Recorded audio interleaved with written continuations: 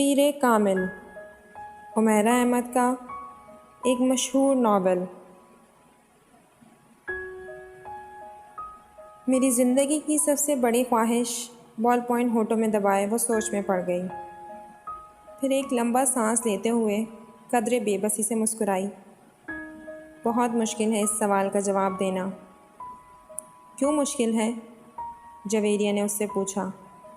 क्योंकि मेरी बहुत सारी ख्वाहिशात हैं और हर ख्वाहिश ही मेरे लिए बहुत अहम है, इसने सर झटकते हुए कहा। वो दोनों ऑडिटोरियम के अगले हिस्से में दीवार के साथ ज़मीन पर टेक लगाए बैठी थीं। एफएसए की क्लासेस में आज इनका 8वां दिन था और इस वक्त वो दोनों फ्री पीरियड में ऑडिटोरियम के अगले हिस्से में आकर बैठ गई थीं। नमकीन मूंगफली के दानों को एक एक करके खाते हुए जवेरिया ने उससे पूछा, तुम्हारी ज़िंदगी की सबसे बड़ी ख्वाहिश क्या है मामा? इमामा ने कदरे हैरानी से उसे देखा और सोच में पड़ गई। पहले तुम बताओ, तुम्हारी ज़िंदगी की सबसे बड़ी ख्वाहिश क्या है? इमामा ने जवाब देने के बजाय उल्टा सवाल कर दिया। पहले मैंने पूछा है, तुम्हें पहले जवाब देना चाहिए। जवेरिया ने गर्दन हिलाई। अच्छा ठीक है, मुझे और सोचने दो, इमामा ने फ़ौरन हार मानते हुए कहा। मेरी ज़िंदगी की सबसे बड़ी ख्वाहिश, वो बड़बड़ाई। एक ख्वाहिश तो ये है कि मेरी ज़िंदगी बहुत लंबी हो, उसने कहा। क्यों? जवेरिया हंसी। बस 50-60 साल की ज़िंदगी मुझे बड़ी छोटी लगती है। कम से कम 100 साल तो मिलने ही चाहिए इंसान को दुनिया में। और फिर मैं इतना सब कुछ करना चाहती हूँ। अगर इतनी जल्दी मर जाऊँगी तो फिर मेरी ज़िंदगी की सारी ख्वाहिशात अधूरी रह जाएंगी, इसने मूंगफली का एक दाना मुंह में डालते हुए कहा। अच्छा और? जवेरिया ने कहा। और ये कि मुल्क की मैं सबसे बड़ी डॉक्टर बनना चाहती हूँ, सबसे अच्छी आई स्पेशलिस्ट। मैं चाहती हूँ जब पाकिस्तान में आई सर्जरी की तारीख लिखी जाए तो उसमें मेरा नाम टॉप ऑफ द लिस्ट हो। उसने मुस्कुराते हुए आसमान को देखा। अच्छा और अगर कभी तुम डॉक्टर ना बन सकी तो? जवेरिया ने कहा। अगर ये मेरिट और किस्मत की बात है। ऐसा मुमकिन ही नहीं, मैं इतनी मेहनत करती हूँ और कर रही हूँ। मेरिट पर हर सूरत आऊँगी। फिर मेरे वालिदैन के पास इतना पैसा है कि अगर यहाँ किसी मेडिकल कॉलेज ना जा सकी तो वो मुझे किसी बैरून मुल्क भिजवा देंगे। फिर भी अगर कभी ऐसा हो कि तुम डॉक्टर ना बन सको तो? हो ही नहीं सकता। ये मेरी ज़िंदगी की सबसे बड़ी ख्वाहिश है। मैं इस प्रोफेशन के लिए सब कुछ छोड़ सकती हूँ। ये मेरा ख्वाब है और ख्वाबों को भला कैसे छोड़ा जा सकता है? इम्पॉसिबल, इमामा ने कतई अंदाज में सर हिलाते हुए हथेली पर रखे हुए दानों में से एक दाना और मुंह में डाला। ज़िंदगी में कुछ भी नामुमकिन नहीं हो सकता। कभी भी कुछ भी हो सकता है। फ़र्ज़ करो कि तुम डॉक्टर नहीं बन पाती तो फिर तुम क्या करोगी? कैसे रिएक्ट करोगी? इमामा अब सोच में पड़ गई। पहले तो मैं बहुत रोऊंगी, बहुत ही ज़्यादा, कई दिन, और फिर मैं मर जाऊंगी। जवेरिया बेख्तियार हंसी। और अभी कुछ देर पहले तो तुम कह रही थी कि तुम लंबी ज़िंदगी चाहती हो और अभी तुम कह रही हो कि तुम मर जाओगी। हाँ तो फिर ज़िंदा रहकर क्या करूँगी? सारे प्लान्स ही मेरे मेडिकल के हवाले से हैं और ये चीज़ ज़िंदगी से निकल गई तो फिर बाकी रहेगा क्या? यानी तुम्हारी एक बड़ी ख्वाहिश दूसरी बड़ी ख्वाहिश को ख़त्म कर देगी, तुम यही समझ लो। तो फिर इसका मतलब तो यही हुआ कि तुम्हारी सबसे बड़ी ख्वाहिश डॉक्टर बनना है, लंबी ज़िंदगी पाना नहीं। तुम कह सकती हो। अच्छा, अगर तुम डॉक्टर ना बन सकी तो फिर मरोगी कैसे? खुदकुशी करोगी या तबई मौत? जवेरिया ने बड़ी दिलचस्पी से पूछा। तबई मौत ही मरूंगी, खुदकुशी तो कर ही नहीं सकती, इमामा ने लापरवाही से कहा। और अगर तुम्हें तबई मौत आ न सकी तो? मेरा मतलब है जल्द ना आई तो फिर तुम डॉक्टर ना बनने के बावजूद भी लंबी ज़िंदगी गुजारोगी। नहीं, मुझे पता है कि अगर मैं डॉक्टर ना बनी तो फिर बहुत जल्द मर जाऊंगी। मुझे इतना दुख होगा कि मैं तो ज़िंदा रह ही नहीं सकूंगी, वो यकीन के साथ बोली। तुम जिस कदर खुश मिजाज हो, मैं कभी यकीन ही नहीं कर सकती कि तुम इतनी दुखी कभी हो सकती हो कि रो रो कर मर जाओ, और वो भी सिर्फ इसलिए कि तुम डॉक्टर नहीं बन सकी। जवेरिया ने इस बार इसका मजाक उड़ाने वाले अंदाज में कहा। तुम अब मेरी बात छोड़ो, अपनी बात करो। तुम्हारी ज़िंदगी की सबसे बड़ी ख्वाहिश क्या है? इमामा ने मौजू बदलते हुए कहा। रहने दो। क्यों रहने दो? बताओ ना।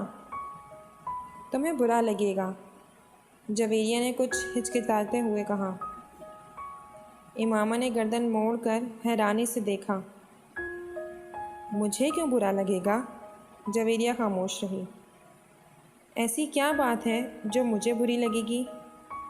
इमामा ने अपना सवाल दोहराया।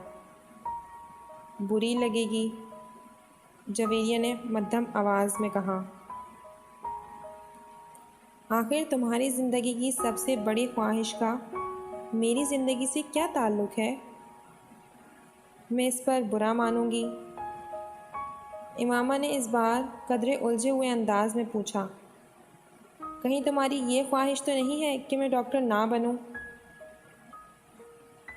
इमामा को अचानक याद आया। जवेरिया हंस दी।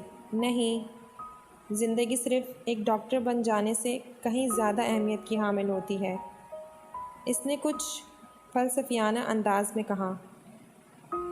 पहेलियाँ बुझाना छोड़ दो और मुझे बताओ, इमामा ने कहा। मैं वादा करती हूँ, मैं बुरा नहीं मानूंगी, इमामा ने अपना हाथ उसकी तरफ बढ़ाते हुए कहा। वादा करने के बावजूद मेरी बात सुनने पर तुम बुरी तरह नाराज़ होगी। बेहतर है हम कुछ और बात करें, जवेरिया ने कहा।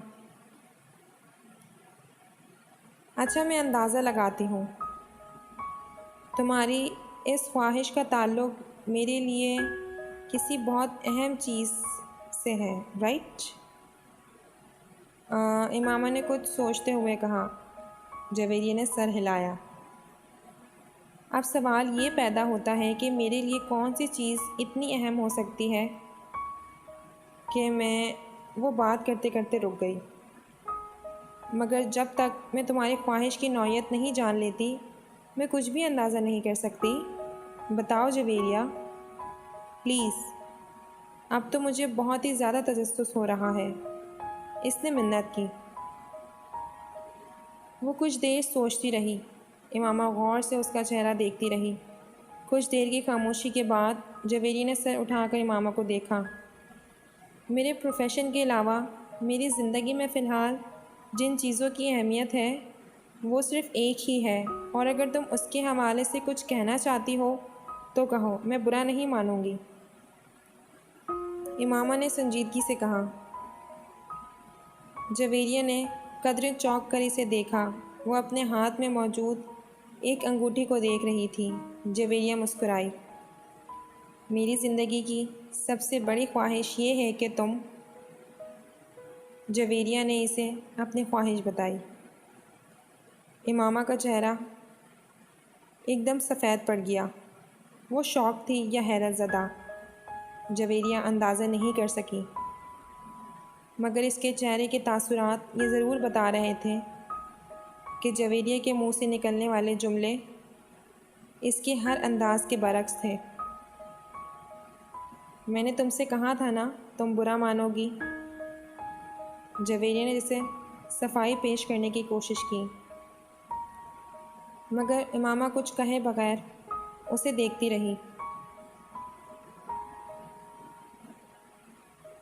मोइज़ हलक के बल चिल्लाता हुआ दर्द से दौरा हो गया।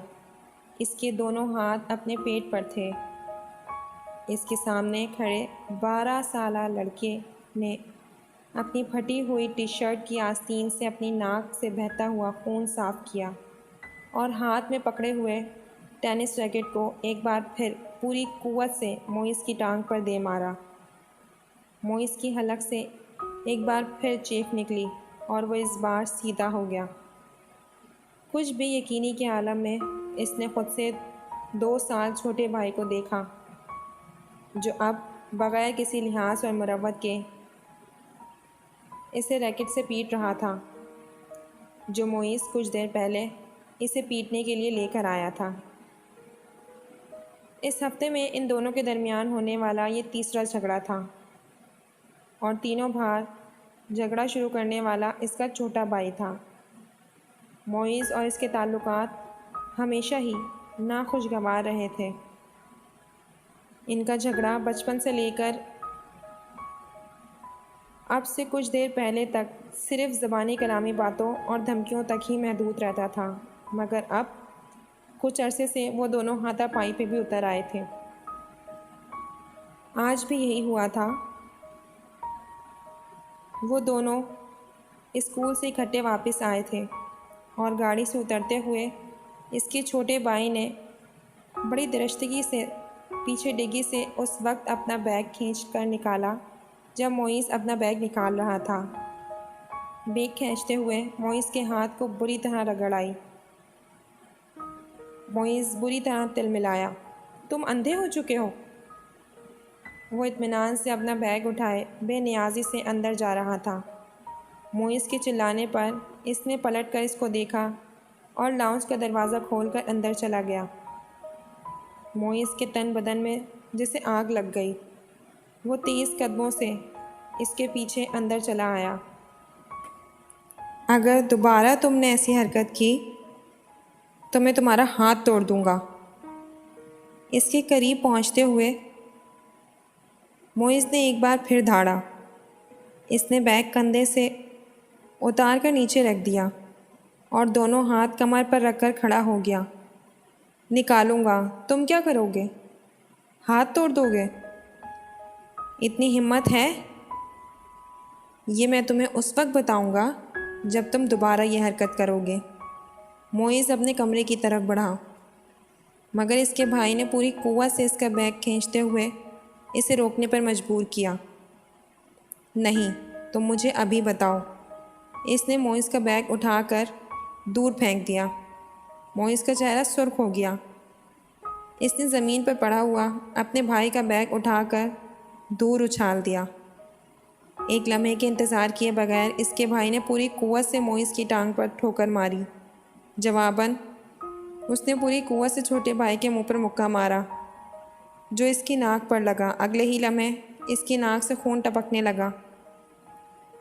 इतने शदीद हमले के बावजूद इसकी हलक से कोई आवाज़ नहीं निकली थी। इसने मोइज़ की टाई खींचते हुए इसका गला दबाने की कोशिश की। मोइज़ ने जवाबन इसकी शर्ट को कॉलर से खींचा। इससे शर्ट के फटने की आवाज़ आई। उसने पूरी कुव्वत से अपने छोटे भाई के पेट में मुक्का मारा। उसके भाई के हाथ से इसकी टाई निकल गई। ठहरो, मैं तुम्हें अब तुम्हारा हाथ तोड़ कर दिखाता हूँ। मोइज़ ने इसे गालियाँ देते हुए लाउंज के एक कोने में पड़े हुए एक रैकेट को उठा लिया और अपने छोटे भाई को मारने की कोशिश की, मगर अगले ही लम्हे रैकेट इसके भाई के हाथ में था। उसने पूरी कुव्वत से घुमाकर इतनी बर्क रफ्तारी के साथ इस रैकेट को मोइज़ के पेट में मारा कि वो संभल या खुद को बचा नहीं सका था। इसने एक के बाद दीगर इसकी कमर और टांग पर रैकेट बरसा दिए। अंदर से इन दोनों का बड़ा भाई अश्ताल के आलम में बाहर लाउंज में आ गया। क्या तकलीफ़ है तुम दोनों को? घर में आते ही हंगामा शुरू कर देते हो। इसको देखते ही छोटे भाई ने उठाया हुआ रैकेट नीचे कर लिया था। और तुम्हें शर्म नहीं आती? अपने से बड़े भाई को मारते हो। इसकी नज़र अब उसके हाथ में पकड़े रैकेट पर गई। नहीं आती, इसने बड़ी ढिठाई के साथ कहते हुए रैकेट एक तरफ उछाल दिया और बड़ी बेखौफी से कुछ फासले पर पड़ा हुआ अपना बैग उठाकर अंदर जाने लगा। मोइज़ ने बुलंद आवाज़ में सीढ़ियाँ चढ़ते हुए अपने छोटे भाई से कहा, तुमको इसका खामियाजा भुगतना पड़ेगा। वो अभी तक अपनी टांग सहला रहा था। श्योर, वाई नॉट, हाँ क्यों नहीं। एक अजीब सी मुस्कुराहट के साथ सीढ़ियों के आखिरी सिरे पर रुककर इसने मोइज़ से कहा, अगली बार तुम बैट लेकर आना। टेनिस रैकेट से कुछ मज़ा नहीं आया। तुम्हारी कोई हड्डी नहीं टूटी। मोइज़ को इश्ताल आ गया। तुम अपनी नाक संभालो, वो यकीनन टूट गई होगी। मोइज़ गुस्से के आलम में सीढ़ियों को देख रहा था जहाँ कुछ देर पहले वो खड़ा था। मिसेस समांथरा चर्च ने दूसरी रॉ में खिड़की के साथ पहली कुर्सी पर बैठे हुए इस लड़के को चौथी बार घूरा। वो इस वक्त बड़ी बेनियाजी से खिड़की से बाहर देखने में मसरूफ़ था। वक्तन फ़वक्तन वो बाहर से नज़रें हटाता, एक नज़र मिसेस समांथरा को देखता, इसके बाद फिर इसी तरह बाहर झांकने लगता। इस्लामाबाद के एक गैर मुल्की स्कूल में वो आज पहले दिन इस क्लास की बायोलॉजी पढ़ाने के लिए आई थी। वो एक डिप्लोमेट की बीवी थी और कुछ दिन पहले ही इस्लामाबाद अपने शौहर के साथ आई थी। टीचिंग इनका प्रोफेशन था और जिस जिस मुल्क में इनके शौहर की पोस्टिंग हुई वो वहाँ सिफारत खाने से मुंसलिक स्कूल से पढ़ाती रहीं। अपने से पहले बायोलॉजी पढ़ाने वाली टीचर मिसेस मैरीन की स्कीम ऑफ वर्क को ही जारी रखते हुए इन्होंने क्लास के साथ कुछ इब्तदाई तारुफ और गुफ्तगू के बाद दिल और निज़ाम दौरान खून के डायग्राम राइटिंग बोर्ड पर बनाते हुए इसे समझाना शुरू किया। डायग्राम की वजाहत करते हुए इन्होंने इस लड़के को खिड़की से बाहर झांकते हुए देखा। पुरानी टेक्निक का इस्तेमाल करते हुए अपनी नज़रें इस लड़के पर मरकूज़ रखते हुए इन्होंने अचानक बोलना बंद कर दिया। क्लास में एकदम खामोशी छा गई। इस लड़के ने सर घुमाकर अंदर देखा। मिसेस समांथरा चर्च से इसकी नज़रें मिली।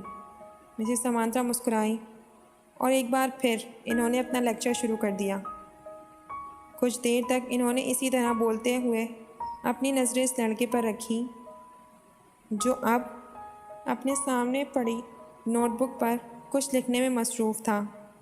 इसके बाद मिसेस समांथरा ने अपनी तवज्जो क्लास में मौजूद दूसरे स्टूडेंट्स पर मरकूज़ कर ली। इनका ख्याल था वो खासा शर्मिंदा हो चुका है, दोबारा बाहर नहीं देखेगा। मगर सिर्फ 2 मिनट के बाद इन्होंने इसे एक बार फिर खिड़की से बाहर मुतवज्जो देखा। वो एक बार फिर बोलते बोलते खामोश हो गई। बिला तकफ़्फ़ुफ़ इस लड़के ने गर्दन मोड़कर फिर इनकी तरफ देखा। इस बार मिसेस समांथरा मुस्कुराई नहीं, बल्कि कदर संजीदगी से इसे देखते हुए एक बार फिर लेक्चर शुरू कर दिया। चंद लम्हे गुजरने के बाद इन्होंने राइटिंग बोर्ड को देखने के बाद दोबारा इस लड़की को देखा तो वो एक बार फिर खिड़की से बाहर कुछ देखने में मसरूफ़ था। इस बार गैर महसूस तौर पर इनके चेहरे पर कुछ नाराज़ी नमदार हुई। वो कुछ झंझलाते हुए खामोश हुई और इनके खामोश होते ही इस लड़के ने खिड़की के बाहर से अपनी नज़रें हटाकर इनकी तरफ दिखाई। इस बार इस लड़के के माथे पर भी कुछ शिकने थीं। एक नज़र मिसेस समांथरा को नागवारी से देखकर वो एक बार फिर खिड़की से बाहर देखने लगा। इसका अंदाज़ इस कदर तौहीन आमेज़ था कि मिसेस समांथरा चर्च का चेहरा सुर्ख हो गया। सलार, तुम क्या देख रहे हो? इन्होंने सख्ती से पूछा। नथिंग, यकलफ्ज़ी जवाब आया। वो अब छुपती हुई नज़रों से इन्हें देख रहा था। तुम्हें पता है मैं क्या पढ़ा रही हूँ? होप सो, इसने इतने रूट अंदाज में कहा कि समांतर चर्च ने एकदम हाथ में पकड़ा हुआ मारकर कैप से बंद करके टेबल पर फेंक दिया। ये बात है तो फिर यहाँ आओ और ये डायग्राम बनाकर इसको लेबल करो। इन्होंने स्पंज के साथ राइटिंग बोर्ड को साफ करते हुए कहा। यह के बाद दीगर लड़के एक दूसरे के चेहरों पर देखने लगे। इन्होंने क्लास में बैठे हुए स्टूडेंट्स को आपस में नज़रों का तबादला करते हुए देखा। वह लड़का अब सर्द नज़रों के साथ समांतरी चर्च को देख रहा था। जैसे ही इन्होंने राइटिंग बोर्ड से आखिरी निशान साफ किया, वह अपनी कुर्सी से एक झटके के साथ उठा। तेज़ कदमों के साथ इसने टेबल पर पड़ा हुआ मार्कर उठाया और बर्क रफ्तारी के साथ राइटिंग बोर्ड पर डायग्राम बनाने लगा। पूरे 2 मिनट 57 सेकंड के बाद इसने मार्कर पर कैप लगाकर उसी मेज़ पर उसी अंदाज में उछाला जिस अंदाज में समांतरी चर्च ने उछाला था, और समांतरी चर्च की तरफ देखे बगैर अपनी कुर्सी पर आकर बैठ गया। मिसेस रिचर्ड्स ने इसे मारकर उछालते या अपनी कुर्सी की तरफ जाते नहीं देखा था। वो बेयकीनी के आलम में राइटिंग बोर्ड पर 3 मिनट में भी कम अरसा में बनाए हुए जाने वाली डायग्राम, लेबल डायग्राम को देख रही थी, जिसे बनाने में इन्होंने 10 मिनट लिए थे, और वो इन डायग्राम से ज़्यादा अच्छी थी। वो कहीं भी मामूली सी गलती भी नहीं ढूंढ सकी। कुछ खफीफ सी होते हुए इन्होंने गर्दन मोड़कर एक बार फिर इस लड़के को देखा। वो फिर खिड़की से बाहर देख रहा था।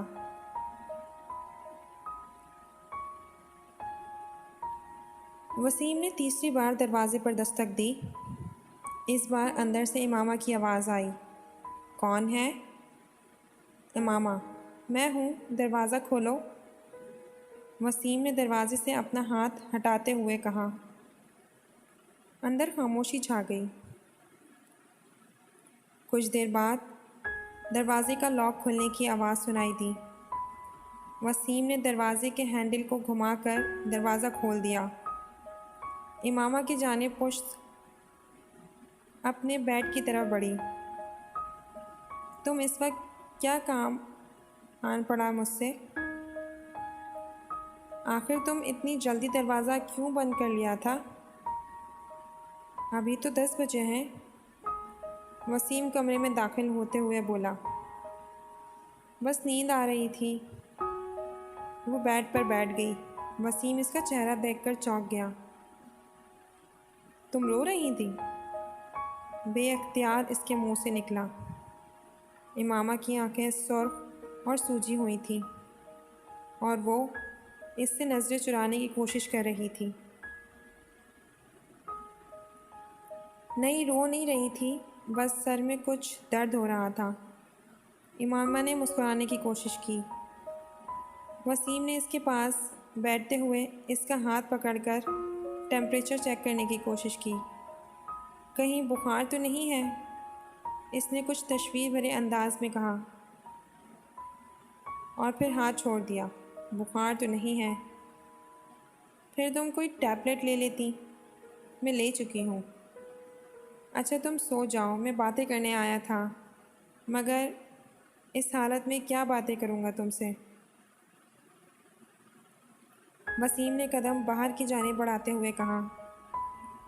इमामा ने इसे रोकने की कोशिश नहीं की। वो खुद भी उठकर इसके पीछे गई, और वसीम के बाहर निकलते ही इसने दरवाजे को फिर से लॉक कर लिया। बेड पर औंधे मुंह लेटकर इसने तकिए में मुंह छुपा लिया। वो एक बार फिर हिचकियों के साथ रो रही थी। 13 साल का वो लड़का इस वक्त टीवी पर म्यूज़िक शो देखने में मसरूफ़ था।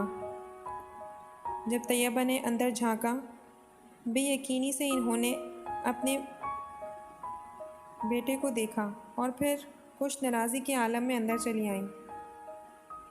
ये क्या हो रहा है? इन्होंने अंदर आते ही कहा। टीवी देख रहा हूँ। उसने टीवी से नज़रें नहीं हटाईं। टीवी देख रहा हूँ। फॉर गॉड सेक, तुम्हें एहसास है कि तुम्हारे पेपर्स हो रहे हैं? तैयबा ने इसके सामने आते हुए कहा। So what? इस लड़के ने इस बार कुछ खफी से कहा। So what? तुम्हें उस वक्त अपने कमरे में किताबों के दरमियान होना चाहिए, ना कि यहाँ इस बेहुदा शो के सामने, तैयबा ने डांटा। मुझे जितना पढ़ना था मैं पढ़ चुका हूँ, आप सामने से हट जाएं। इसके लहजे में नागवारी आ गई। फिर भी उठो और अंदर जाकर पढ़ो, तैयबा ने इस तरह खड़े खड़े इससे कहा।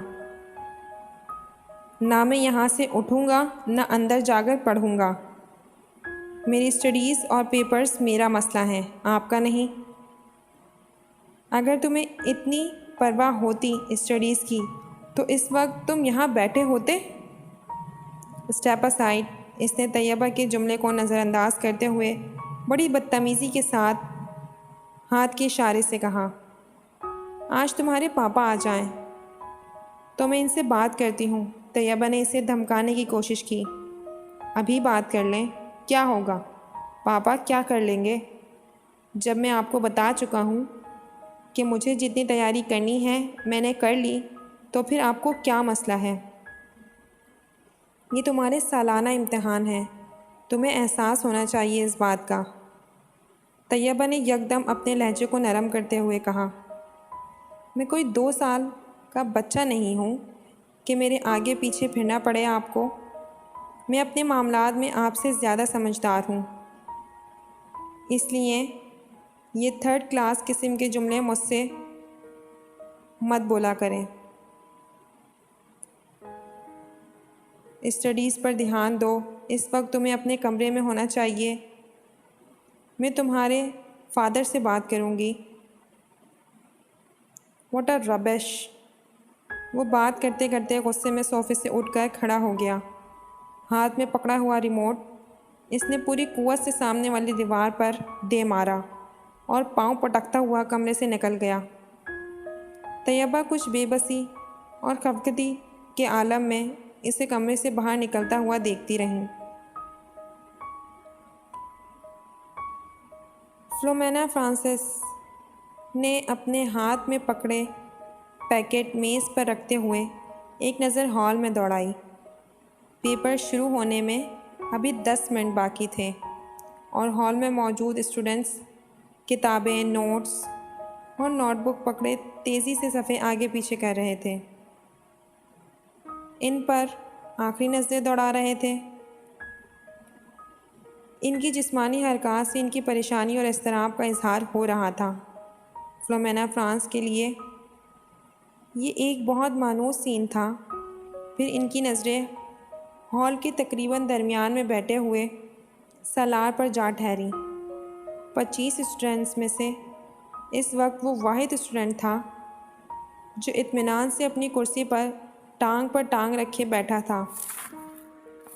एक हाथ में स्केल पकड़े आहिस्ता आहिस्ता इसे अपने जूते पर मारते हुए इत्मीनान से इधर उधर देख रहा था। फ्लोमेना के लिए ये सीन भी नया नहीं था। अपने 7 साला कैरियर में इन्होंने पेपर्स के दौरान सालार को इसी बेफिक्री और लापरवाही का मुजाहरा करते पाया था। 9:02 पर इन्होंने सालार के पास से गुजरते हुए इसे MCQs पर मबनी ऑब्जेक्टिव पेपर थमाया। 30 मिनट बाद इसे वो पेपर इनसे लेना था। 9:10 पर इन्होंने सालार को अपनी कुर्सी से खड़ा होते हुए देखा। इसके खड़ा होते ही हॉल में इससे पीछे मौजूद तमाम स्टूडेंट्स ने सर उठाकर इसे देखा। वो पेपर हाथ में लिए फ्लोमेना फ्रांस की तरफ जा रहा था। फ्लोमेना फ्रांस के लिए ये भी सीन नया नहीं था। वो पहले भी यही कुछ देखती आई थी। 30 मिनट में हल किए जाने वाला पेपर वो 8 मिनट में हल करके इनके सर पर खड़ा था। पेपर को दोबारा देख लो, इन्होंने ये जुमला इससे नहीं कहा।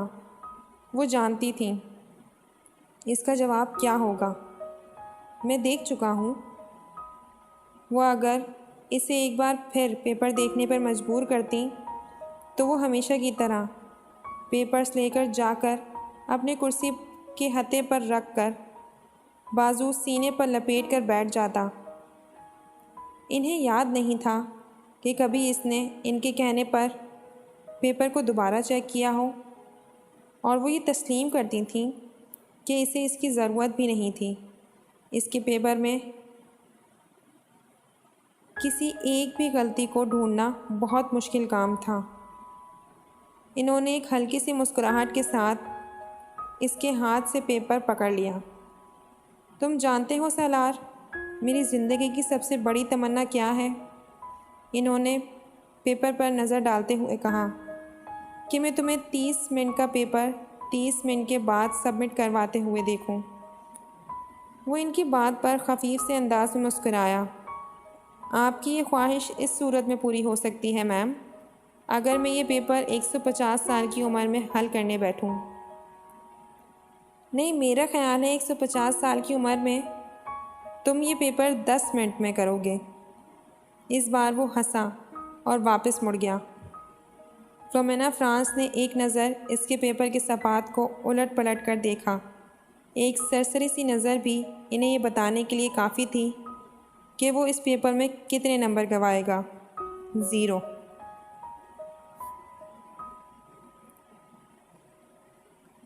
सलमा ने अपनी बेटी के हाथों में गिफ्ट पेपर में लिपटे हुए पैकेट को हैरानी से देखा। ये क्या है मामा? तुम तो मार्केट गई थी, शायद कुछ किताबें लेनी थी तुम्हें। हाँ अम्मी, मुझे किताबें ही लेनी थी, मगर किसी को तोहफे में देने के लिए। किसको तोहफ़ा देना है? वो लाहौर में एक दोस्त है मेरी, उसकी सालगिरह है, इसके लिए ख़रीदा है। कुरियर सर्विस के ज़रिए भिजवा दूँगी, क्योंकि मुझे तो अभी यहाँ रहना है। लाओ फिर मुझे दे दो, ये पैकेट में वसीम को दे दूँगी, वो भिजवा देगा। नहीं अम्मी, मैं अभी नहीं भिजवाऊँगी, अभी इसकी सालगिरह की तारीख नहीं आई। सलमा को लगा जिससे वो एकदम घबरा गई हो। इन्हें हैरानी हुई, कहीं ये घबराने वाली बात थी? 3 साल पहले इमामा की वजह से इन्हें बहुत ज़्यादा परेशानी का सामना करना पड़ा था। इन्हें और इनके शौहर हाशिम को। वो तब अपनी बेटी के बारे में बहुत फ़िक्रमंद थी, और हाशिम इनसे ज़्यादा। मगर पिछले 3 साल में सब कुछ ठीक हो गया था। वो दोनों अब इसकी तरफ से मुकम्मल तौर पर मुतमईन थे। ख़ास तौर पर अज़रत से इसकी निस्बत तय करके। वो जानती थी इमामा अज़रत को पसंद करती है, और सिर्फ वही नहीं, अज़रत को कोई भी पसंद कर सकता है। वो हर लिहाज से एक अच्छा लड़का था।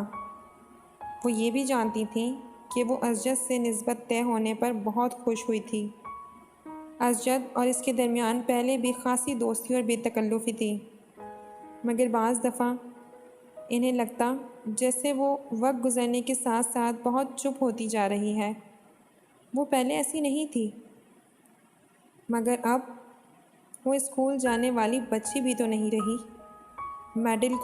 मेडिकल कॉलेज की स्टूडेंट है। फिर वक्त भी कहाँ होता है इसके पास। सलमा हमेशा ख़ुद को तसल्ली दे देती थी। वो इनकी सबसे छोटी बेटी थी।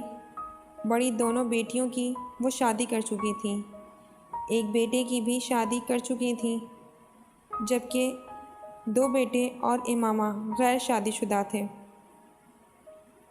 अच्छा ही है कि ये संजीदा होती जा रही है। लड़कियों के लिए संजीदगी अच्छी होती है। इन्हें जितनी जल्दी अपनी जिम्मेदारियों का एहसास हो जाए उतना ही अच्छा है। सलमा ने एक गहरी सांस लेते हुए इमामा से नज़रें हटा ली।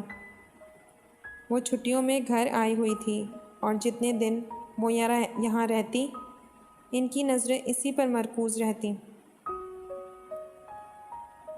पता नहीं ये साजिद कहाँ रह गया। जो भी काम इसके ज़िम्मे में लगाओ बस भूल ही जाओ। इन्हें अचानक अपने मुलाजिम का ख्याल आया, जिसके पीछे वो लाउंज में आई थी। बड़बड़ाते हुए वो लाउंज से निकल गईं।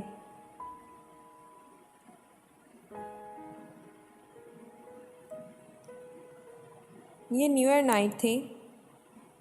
नया साल शुरू होने में 30 मिनट बाकी थे। 10 लड़कों पर मुश्तमिल 14-15 साल के लड़कों का वो ग्रुप पिछले 2 घंटों से अपने अपने मोटरसाइकिल्स पर शहर की मुख्तलिफ सड़कों पर अपने करतब दिखाने में मसरूफ़ था। इनमें चंद ने अपने माथे पर चमकदार बैंड्स बांधे हुए थे, जिन पर नए साल के हवाले से मुख्तलिफ पैगामात दर्ज थे। वो लोग 1 घंटा पहले पोश इलाके की एक बड़ी सुपरमार्केट में मौजूद थे और वहाँ वो मुख्तलिफ लड़कों पर आवाज़ें कसते रहे। अपनी बाइक्स पर सवार मुख्तलिफ जगह पर चक्कर लगा रहे थे। इनके पास फायर क्रैकर्स मौजूद थे, जिन्हें वो वक्तन फ़वक्तन चला रहे थे। 11:15 पर वो जिम खाने के बाहर मौजूद थे, जहां पार्किंग लॉट गाड़ियों से भर चुका था। ये गाड़ियां उन लोगों की थीं जो जिम खाने में नए साल के सिलसिले में होने वाली एक पार्टी में आए थे। इन लड़कों के पास भी इस पार्टी के दावती कार्ड मौजूद थे, क्योंकि इनमें से तकरीबन तमाम के वालिदैन जिम खाने के मेंबर थे। वो लड़के अंदर पहुंचते तो 11:55 हो रहे थे। चंद मिनटों बाद डांस फ्लोर समेत तमाम जगहों की लाइट्स ऑफ हो जानी थीं और इसके बाद बाहर लॉन में आतिशबाजी के एक मुजाहरे के साथ नया साल शुरू होने पर लाइट्स ऑन होना थीं और इसके बाद तकरीबन तमाम रात वहाँ रक्स के साथ शराब पी जाती, जिसका एहतमाम नए साल की इस तकरीब के लिए जिमखाने की इंतज़ामिया ख़ास तौर पर करती थी। लाइट्स ऑफ होते ही वहाँ एक तूफ़ान बदतमीज़ी का आगाज़ हो जाता था। वहाँ मौजूद लोग इसी तूफ़ान बदतमीज़ी के लिए वहाँ आए थे। 15 साला वो लड़का भी 10 लड़कों के इस ग्रुप के साथ आने के बाद इस वक्त डांस फ्लोर पर रॉक बीट पर डांस कर रहा था। डांस में इसकी महारत काबिले दीद थी। 12 बजने में 10 सेकंड रह जाने पर लाइट्स ऑफ हो गई और ठीक 12 बजे लाइट्स यकदम दोबारा ऑन कर दी गईं। अंधेरे के बाद सेकंड्स गिनने वालों की आवाज़ें अब शोर और खुशी के कहकहों और चीखों में बदल गईं। चंद सेकंड्स पहले थम जाने वाला म्यूज़िक एक बार फिर बजाया जाने लगा। वो लड़का अब अपने दोस्तों के साथ बाहर पार्किंग में आ गया, जहाँ बहुत से लड़के अपनी गाड़ियों के हॉर्न बजा रहे थे। इन्हीं लड़कों के साथ बियर के कैंस पकड़े वो वहाँ मौजूद एक गाड़ी की छत पर चढ़ गया। इस लड़के ने गाड़ी की छत पर खड़े खड़े अपनी जैकेट की जेब से बियर का एक भरा हुआ कैन निकाला और पूरी कुव्वत से कुछ फासले पर खड़ी एक गाड़ी की विंड स्क्रीन पर दे मारा। एक धमाके के साथ गाड़ी की विंड स्क्रीन चूर चूर हो गई। वो लड़का इत्मीनान के साथ अपने बाएं हाथ में पकड़ा कैन पीता रहा। वो पिछले आधे घंटे से कामरान को वीडियो गेम खेलते हुए देख रहा था। स्क्रीन पर मौजूद स्कोर में इसको कोई ख़ास इजाफा नहीं हो रहा था। शायद इसकी वजह वो मुश्किल ट्रैक था जिस पर कामरान को गाड़ी ड्राइव करनी थी। सालार लाउंज के सोफ़े में से एक सोफ़े पर बैठा अपनी नोटबुक पर कुछ लिखने में मसरूफ़ था, मगर फ़क्तन फ़वक्तन नज़र उठाकर टीवी स्क्रीन को भी देख रहा था, जहां कामरान अपनी जद्दोजहद में मसरूफ़ था। ठीक आधे घंटे बाद इसने नोटबुक बंद करके सामने पड़ी मेज़ पर रख दी। फिर मुंह पर हाथ रखकर जमाई रोकी। दोनों टांगें सामने पड़ी मेज़ पर रखकर और दोनों हाथों की उंगलियां सर के पीछे बांधे वो कुछ देर स्क्रीन को देखता रहा, जहां कामरान अपने तमाम चांसेस ज़ाया करने के बाद एक बार फिर नया गेम खेलने की तैयारी कर रहा था। क्या प्रॉब्लम है कामरान? सालार ने कामरान को मुखातिब किया। ऐसे ही नया गेम लेकर आया हूँ, मगर स्कोर करने में बहुत मुश्किल हो रही है, कामरान ने बेजारी से कहा। अच्छा मुझे दिखाओ। इसने उस सोफे से उठकर रिमोट कंट्रोल इसके हाथ से ले लिया। कामरान ने देखा पहले 20 सेकंड में ही सलार उसे जिस स्पीड पर दौड़ा रहा था, उस स्पीड पर कामरान अब तक नहीं दौड़ा पाया था। जो ट्रैक इसे बहुत मुश्किल लग रहा था, वो सलार के सामने एक बचकाना चीज़ महसूस हो रहा था। 1 मिनट बाद वो जिस स्पीड पर गाड़ी दौड़ा रहा था, इस स्पीड पर कामरान के लिए इस पर नज़रें जमाना मुश्किल हो गया, जबकि सालार इस स्पीड पर भी गाड़ी को मुकम्मल तौर पर कंट्रोल किए हुए था। 3 मिनट के बाद कामरान ने पहली बार गाड़ी को डगमगाते और फिर ट्रैक से उतरकर धमाके के साथ तबाह होते हुए देखा। कामरान ने कुछ मुस्कुराते हुए मुड़कर सलार को देखा। गाड़ी क्यों तबाह हुई थी वो जान गया था। रिमोट अब सलार के हाथ के बजाय मेज़ पर पड़ा था। वह अपनी नोटबुक उठाए खड़ा हो रहा था। कामरान ने सर उठाकर इसे देखा। बहुत बोरिंग गेम है, सलार ने तबसरा किया और कामरान की टांगों को फलांगते हुए लाउंज से बाहर निकल गया। कामरान होंठ बीचते 7 हिंसों पर मुबनी इस स्कोर को देख रहा था, जो स्क्रीन के एक कोने में जगमगा रहा था। कुछ ना समझ में आने वाले अंदाज में इसने बैरूनी दरवाजे को देखा, जिससे वो गायब हुआ था। वो दोनों एक बार फिर खामोश थे। असजद को उलझन हो रही थी। इमामा इतना कम गो नहीं थी जितनी वो इसके सामने हो जाती थी। पिछले आधे घंटे से इसने गिनती के लफ्ज़ बोले थे। वो इसे बचपन से जानता था। वो बहुत खुश मिजाज थी। इन दोनों की निस्बत ठहराए जाने के बाद भी इब्तदाई साल में इसमें कोई तब्दीली नहीं आई थी। असजद को इससे बात करके खुशी महसूस होती थी। वो बला की हाजिर जवाब थी, मगर पिछले कुछ सालों में वो एकदम बदल गई थी और मेडिकल कॉलेज में जाकर तो ये तब्दीली और भी ज़्यादा महसूस होने लगी थी। असजद को बाज़ दफ़ा यूँ महसूस होता जैसे इससे बात करते हुए वो हर दर्जा महतात रहती है। कभी वो उलझी हुई सी महसूस होती है और कभी इसके लहजे में अजीब सी सदमहरी महसूस होती। उसे लगता वो जल्द अज जल्द इससे छुटकारा पाकर इसके पास से उठकर चली जाना चाहती है। इस वक्त भी वो ऐसा ही महसूस कर रहा था। मैं कई बार सोचता हूँ कि मैं ख्वामखाही तुम्हारे लिए यहाँ आने का तरद्दुद करता हूँ। तुम्हें तो इससे कोई फ़र्क नहीं पड़ता होगा कि मैं आऊँ या ना आऊँ। असजद ने एक गहरी सांस लेकर कहा। वो इसके बिलमुकाबिल लॉन चेयर पर बैठी दूर बाउंड्री वॉल पर चढ़ी हुई बेल को घूर रही थी। असजद की शिकायत पर इसने गर्दन हिलाए बगैर अपनी नज़रें बेल से हटाकर असजद पर मरकूज़ कर दी। असजद ने सवालिया नज़रों से इसे देखा, मगर वो खामोश रही।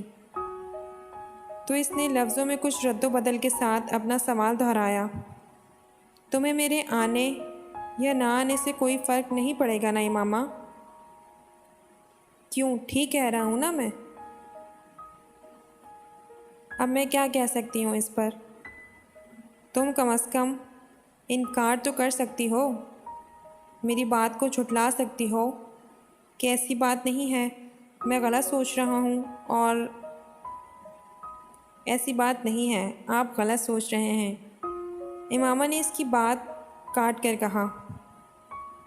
इसका लहजा अब भी उतना ही ठंडा और चेहरा उतना ही बेतासुर था जितना पहले था। असजद एक ठंडी सांस लेकर रह गया। हाँ, मेरी दुआ और ख्वाहिश तो यही है कि ऐसा ना हो और मैं वाकई गलत सोच रहा हूँ, मगर तुमसे बात करते हुए मैं हर बार ऐसा ही महसूस करता हूँ। किस बात से आप ऐसा महसूस करते हैं? इस बार पहली बार अजरत को इसकी आवाज़ में कुछ नाराज़गी झलकती हुई महसूस हुई। बहुत सी बातों से तुम मेरी किसी बात का ढंग से जवाब नहीं देती, हालांकि मैं आपकी हर बात का ढंग से जवाब देने की भरपूर कोशिश करती हूँ। लेकिन अब अगर आपको मेरी जवाब पसंद ना आए तो मैं क्या कर सकती हूँ? अजरत को इस बार बात करते हुए वो कुछ मज़ीद खफा महसूस हुई। मैंने ये कब कहा कि मुझे तुम्हारे जवाब पसंद नहीं आए? मैं तो सिर्फ ये कह रहा हूँ कि मेरी हर बात के जवाब में तुम्हारे पास हाँ और नहीं के अलावा कुछ नहीं होता। बाज़ दफ़ा तो मुझे लगता है कि मैं अपने आप से बातें कर रहा हूँ। अगर आप मुझसे ये पूछेंगे कि तुम ठीक हो तो मैं इसका जवाब हाँ या नहीं में ही दूँगी ना। हाँ और नहीं के अलावा इस सवाल का जवाब किसी तकरीर से दिया जा सकता है तो आप मुझे वो दे दें, मैं कर दूँगी। वो बिल्कुल संजीदा थी। हाँ और नहीं के साथ भी तो कुछ और कहा जा सकता है, और कुछ नहीं तो जवाबन मेरा हाल ही पूछ सकती हो। मैं आपका हाल क्या पूछूं? जाहिर है अगर आप मेरे घर आए हैं, मेरे सामने बैठे हैं, मुझसे बातें कर रहे हैं, तो इसका वाज़ेह मतलब तो यही है कि आप ठीक हैं, वरना आप इस वक्त अपने बिस्तर पर घर पर पड़े होते। ये फॉर्मेलिटी होती है मामा। अरे आप जानते हैं मैं फॉर्मेलिटीज़ पर यकीन नहीं रखती। आप भी मुझसे मेरा हाल ना पूछा करें, मैं बिल्कुल माइंड नहीं करूँगी। अजरत जैसे लाजवाब हो गया। ठीक है, फॉर्मेलिटीज़ को छोड़ दो। बंदा कोई और बात कर लेता है, कुछ डिस्कस कर लेता है, अपनी मसरूफियात के बारे में ही कुछ बता देता है। अजरत मैं आपसे क्या डिस्कस करूं? आप बिज़नेस करते हैं, मैं मेडिकल की स्टूडेंट हूं। आपसे मैं क्या पूछूं? स्टॉक मार्केट की पोजीशन, ट्रेंड ब्लश था या बियरिश, इंडेक्स में कितने पॉइंट्स का इजाफा हुआ, या अगली कंसाइनमेंट कहाँ भेज रहे हैं, इस बार गवर्नमेंट ने आपको कितनी रिबेट दी है। इसका लहजा अब भी उतना ही सर्द था। या आपसे एनाटमी डिस्कस करूं, कौन से अवामिल इंसान के जिगर को मुतासिर कर सकते हैं। बाईपास सर्जरी में इस साल कौन सी नई टेक्निक इस्तेमाल की गई है। दिल की धड़कन बहाल करने के लिए कितने से कितने वोल्ट का इलेक्ट्रिक शॉक दिया जा सकता है। तो हम दोनों की मसरूफियात तो ये हैं, अब इनके बारे में डिस्कशन से आप और मैं मोहब्बत और बेतकल्लुफ़ी की कौन सी नई मंजिलें तय करेंगे, वो मेरी समझ से बाहर है। अजरत का चेहरा सुर्ख हो गया। अब वो इस लम्हे को कोस रहा था जब इसने इमामा से शिकायत की थी। और भी तो मसरूफियात होती हैं इंसान की, अजरत ने कदरे कमज़ोर लहजे में कहा। नहीं, पढ़ाई के अलावा मेरी तो और कोई मसरूफियात नहीं है, इमामा ने कतई अंदाज में सर हिलाते हुए कहा। पहले भी तो हम दोनों आपस में बहुत सी बातें करते थे। इमामा ने इसकी बात काट दी। पहले की बात छोड़ दें, अब मैं वक्त ज़ाया करना अफोर्ड नहीं कर सकती। हैरत मुझे आप पर हो रही है, आप बिजनेसमैन होकर इतनी इमेच्योर और इमोशनल सोच रखते हैं। आप तो खुद बहुत प्रैक्टिकल होना चाहते हैं, और होना भी चाहिए। अजरत कुछ बोल न सका। हम दोनों के दरमियान जो रिश्ता है वो हम दोनों जानते हैं। अब अगर आप मेरी प्रैक्टिकल अप्रोच को बेअल्तफ़ाती, बेनियाज़ी, नाराज़ी समझें तो मैं क्या कर सकती हूँ। मैं आपके साथ यहाँ बैठी हूँ तो इसका मतलब यही है कि मैं इस रिश्ते को अहमियत देती हूँ, वरना कोई अजनबी तो इस तरह यहाँ मेरे साथ बैठकर चाय नहीं पी सकता। वो एक लम्हे के लिए रुकी। और जहाँ तक इस बात का ताल्लुक़ है कि आपके आने या ना आने से मुझे कोई फ़र्क पड़ेगा या नहीं, हकीकत ये है कि हम दोनों ही बहुत मसरूफ़ रहते हैं। हम मॉडर्न एज की पैदावार हैं। न मैं कोई हीर हूँ, न आप रांझे कबीले से ताल्लुक़ रखते हैं।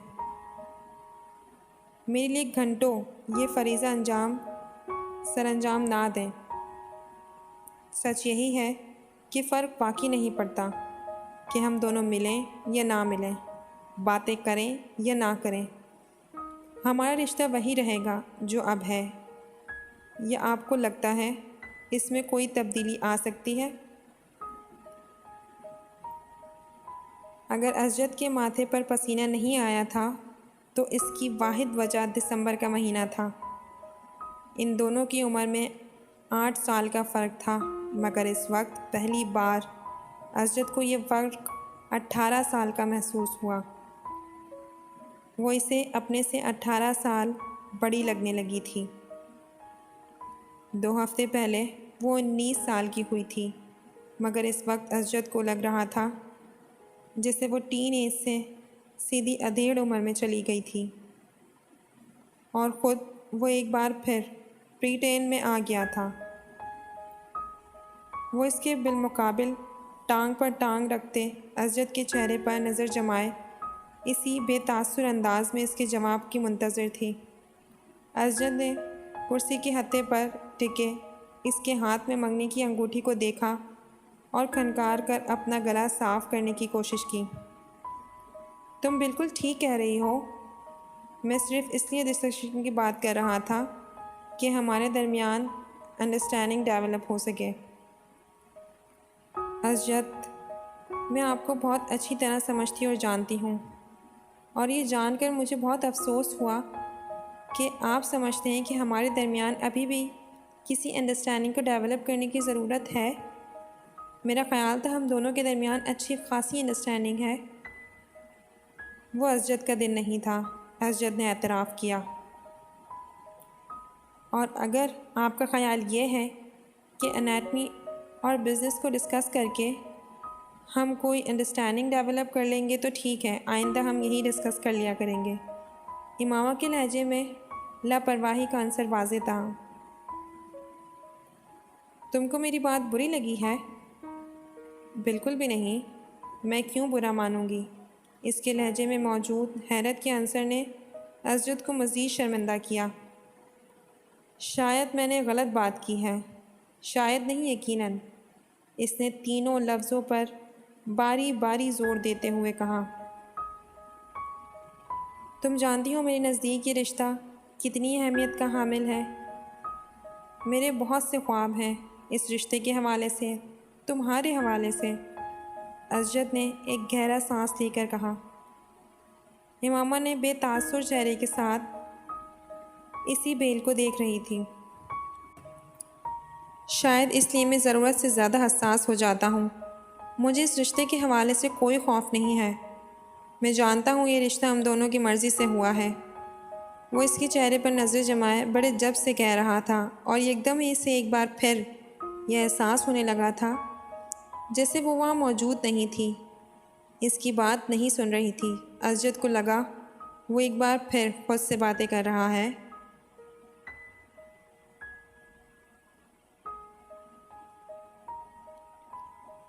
एक बहुत बड़ी कोठी के अकब में मौजूद एनेक्सी में म्यूज़िक की आवाज़ बाहर लॉन तक आ रही थी।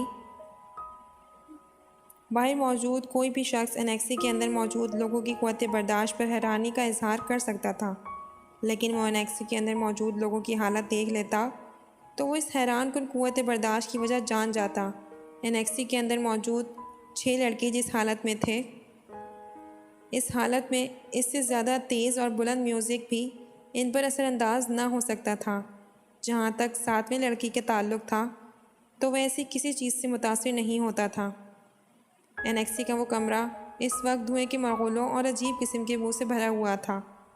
कालीन पर एक मशहूर रेस्टोरेंट से लाए गए खाने पीने के खुले डब्बे और डिस्पोजेबल प्लेट्स और चमचे पड़े हुए थे। कालीन पर खाने पीने की बची कुची कुछ चीज़ें और हड्डियाँ भी इधर उधर फेंकी गई थीं।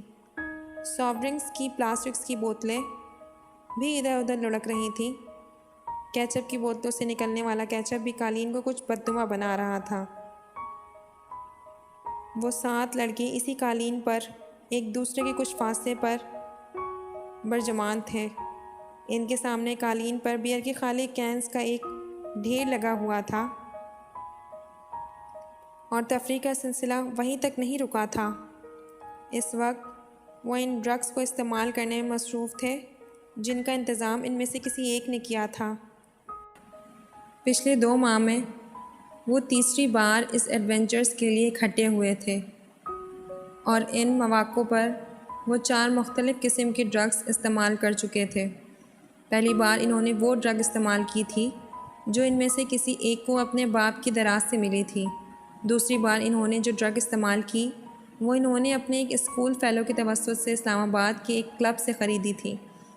और इस बार जो वो ड्रग इस्तेमाल कर रहे थे वो इन्होंने एक ट्रिप पर रावलपिंडी के एक मार्केट में अफ़गान से ख़रीदी थी।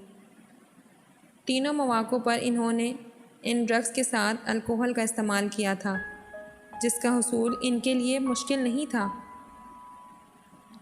इस वक्त भी इन 7 लड़कों में से 6 लड़के पूरी तरह नशे में थे। इनमें से एक अभी भी कांपते हाथों के साथ ड्रग को सूंघने की कोशिश कर रहा था, जबकि 2 लड़के सिगरेट पीते हुए बाकी लड़कों के साथ टूटी फूटी गुफ्तगू कर रहे थे। सिर्फ 7वां लड़का मुकम्मल तौर पर होश में था। इस लड़के का चेहरा पिंपल्स महासों से भरा हुआ था और इसके गले में मौजूद एक स्याह तंग डोरी में 3-4 तांबे की अजीब सी शक्लों के जेवरात पिरोए हुए एल्विस प्रेस्ली स्टाइल के कॉलर्स, जवाली एक चेकर्ड ड्रॉग ब्लू शर्ट के साथ एक बेहुदा सी सुरमई शर्ट जीन्स पहने हुए था जिसके दोनों घुटनों पर मैडोना का चेहरा पेंट था। इसने आंखें खोलकर अपनी दाएं तरफ मौजूद लड़कों पर एक उचटती नज़र डाली। इसकी आंखें सुर्ख हो रही थीं, मगर इस सुर्खी के बावजूद वो ऐसा कोई तासुर नहीं दे रही थी कि वो बाकी लड़कों की तरह मुकम्मल तौर पर नशे की गिरफ्त में था। चंद मिनट इन्हें देखने के बाद इसने सीधे होते हुए डिब्बिया में मौजूद बाकी ड्रग कोन में डाल दी और एक छोटे से स्ट्रॉ के साथ इसे सूंघा। सूंघने लगते ही काफ़ी देर बाद इसने स्ट्रॉ को एक तरफ फेंक दिया और अपने हाथ को पोर पर थोड़ी सी ड्रग रख कर ज़बान की नोक के साथ कुछ दिलचस्पी तजस्सुस मगर एहतियात के साथ इसे चखा। दूसरे ही लम्हे इसने बरक़रफ़्तारी के साथ अपने बाएं जानिब थूका। ड्रग यकीनन बहुत अच्छी क्वालिटी की थी। इसकी आंखें अब पहले से ज़्यादा सुर्ख हो रही थीं, मगर अभी भी वो अपने पूरे होशो हवास में था। इसके चेहरे के तासुरात से अंदाज़ा हो रहा था कि वो अपनी सरगर्मी से कुछ ज़्यादा महफूज नहीं हुआ। 1-2 मिनट के बाद इसने अपने पास कालीन पर पड़े हुए बियर के कैन से चंद घूंट लिए हुए ड्रग के जायके को साफ़ करने की कोशिश की। कैन रखने के बाद वो चंद मिनट तक कोन में मौजूद ड्रग को देखता रहा। दूसरे 6 लड़के इस वक्त तक नशे में पूरी तरह धुत कारपेट पर औंधे सीधे पड़े थे, मगर वो अब भी इसी तरह बैठा था। कैन में मौजूद बियर के घूंट लेते हुए वो ये सोच अंदाज में इन सब को देखता रहा। इसकी आंखें अब मुतरम हो रही थीं, मगर इनमें मौजूद चमक बता रही थी कि वो अभी भी मुकम्मल तौर पर नशे में नहीं है। ये इसके साथ तीसरी बार हुआ था। पहली 2 बार ड्रग इस्तेमाल करने के बाद वो इसी तरह बैठा रहा था, जबकि इसके दोस्त बहुत जल्द नशे में धुत हुए। रात के पिछले पहर वो इन लोगों को इसी हालत में छोड़कर खुद घर आ गया था। वो आज भी यही करना चाहता था। कमरे के अंदर मौजूद ड्रग की बू से अब उसे पहली बार उलझन हो रही थी। इसने खड़ा होने की कोशिश की और वो लड़खड़ा गया। अपनी लड़खड़ाहट पर काबू पाते हुए वो सीधा खड़ा हो गया। नीचे झुककर इसने अपना वॉलेट और कार्ड उठाया, फिर आगे बढ़ गया। अपनी मुतर्रम और सुर्ख आंखों से इसने कमरे में एक नज़र दौड़ाई, यूँ जैसे वो कोई चीज़ याद करने की कोशिश कर रहा हो। फिर वो कमरे के दरवाजे की तरफ बढ़ गया। एक बार फिर नीचे बैठकर इसने जॉगर्स पहने और इनकी तस्मों को टखनों के गिर्द लपेट कर गिरा बांधी। फिर दरवाजे का लॉक खोलकर वो बाहर निकल गया। रोशनी से यकदम वो कॉरिडोर की तारीकी में आ गया था। अंधेरे में अपना रास्ता ढूंढते हुए वो एनेक्सी के बैरूनी दरवाजे को खोलता हुआ बाहर लॉन में आ गया। एनेक्सी की सीढ़ियाँ उतरते हुए इसे अपनी नाक से कोई चीज़ बहती हुई महसूस हुई। बायां हाथ उठाकर इसने अपने ऊपरी होंठ पर रखा। इसकी उंगलियां चिपचिपाने लगी थीं। उसने हाथ उठाते हुए अपनी उंगलियों को एनेक्सी की बैरूनी लाइट की रोशनी में देखा।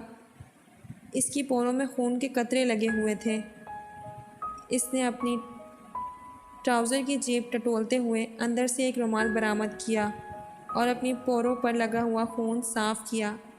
इसके बाद इसी रुमाल के साथ इसने अपनी नाक से चमकने वाला खून साफ़ किया। इसे अपने हलक में कोई चीज़ चुभती हुई महसूस हुई। इसने खनकार कर अपना गला साफ़ करने की कोशिश की। इसे अब अपने सीने में भी घुटन का एहसास होने लगा था। चंद गहरे सांस लेकर इसने इस घुटन को कम करने की कोशिश की थी। वहीं खड़े खड़े इसने 2-3 बार नीचे थूका और एक बार फिर सीढ़ियाँ उतरने के लिए कदम आगे बढ़ाया। वो एकदम छटक गया। इसके नाक में अजीब सी सनसनाहट हुई और फिर एकदम कोई चीज़ पूरी कुव्वत से बहने लगी। वो बेख्तियार कमर के बल झुक गया। एक धार की सूरत में इसकी नाक से निकलने वाला खून सीढ़ियों पर गिरने लगा था। मार्बल पर फिसलता हुआ खून।